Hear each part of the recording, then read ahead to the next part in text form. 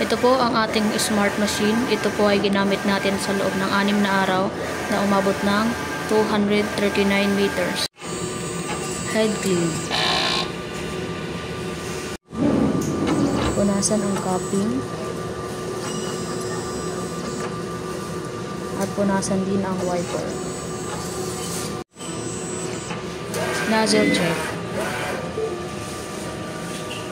Dito naman po ang ating AVR. Ang ating waste tank. Ito po ang ating ink tank. Tama lang po. Ito naman po ang ating ICC profile. Ito naman po ang ating output record. At ito naman po ang ating consumable record. Ito naman po ang ating consumable sa cyan ink, magenta, yellow, at black.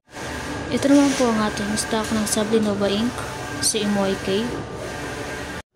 At ito naman po ang ating used ink. Ito naman po ang ating stock ng Subliroll. 2 piraso na lang po. Nag-SRR na po ako hapon.